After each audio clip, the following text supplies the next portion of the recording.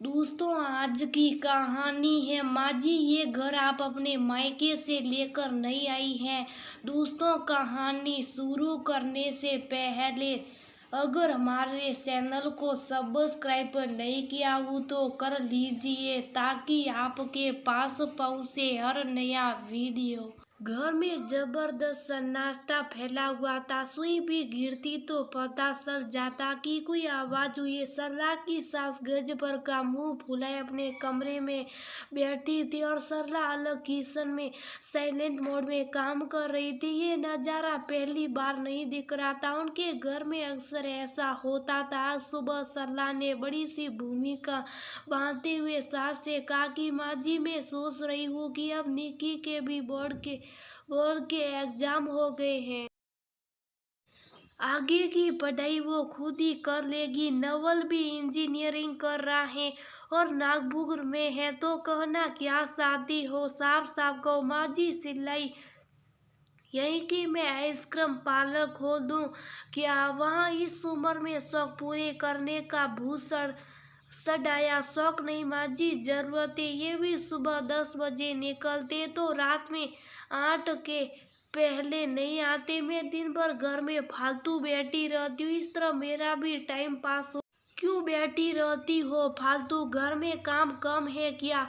तुम्हारा मन नहीं लगता काम में? तो कह रही हो काम ही नहीं है। और वैसे खोलोगी कहाँ? नीचे जो कमरा बंद पड़ा है वो कमरा मेहमानों के लिए। वो तो साल में एक आध बार ही आते। वो कमरा तुम्हें नहीं मिलेगा। बस बाहर जाकर खोलो, पर फिर किराया देना पड़ेगा। और दूसरी बात यह कि मैं घर में पार्लर होगा तो मैं घर भी देख लूंगी।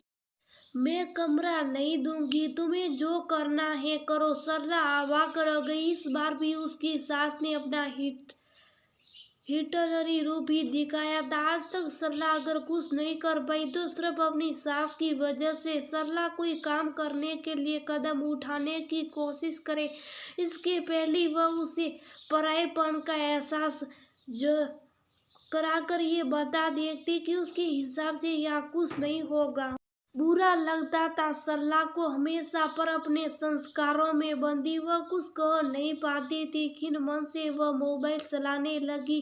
अचानक उसकी नजर एक वीडियो पर पड़ी जिसमें कहा जा रहा था कि अगर आप अपने लिए खड़े नहीं होंगे तो दुनिया की कोई शक्ति आपका भला नहीं कर सकती। सरला बिना आगे बढ़े उसी वीडियो को बार बार देखे जा रही थी।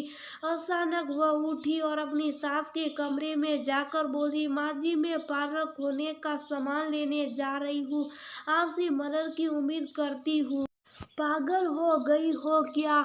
समझ में नहीं आया कि तुम्हारे हिसाब से कुछ नहीं चलेगा? या मायका नहीं है तुम्हारा ये? माँ जी मायका तो या आपका भी नहीं है ना ही। ये घर आप अपने मायके से लेकर आई और ना ही आपने अपनी कमाई से इसे बनवाया। जो स्थिति मेरी है वही आपकी भी है।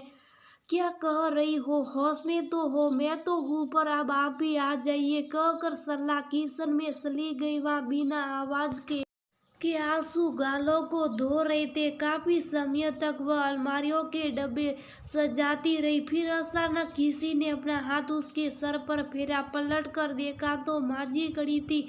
जा बहुत सामान ले आ।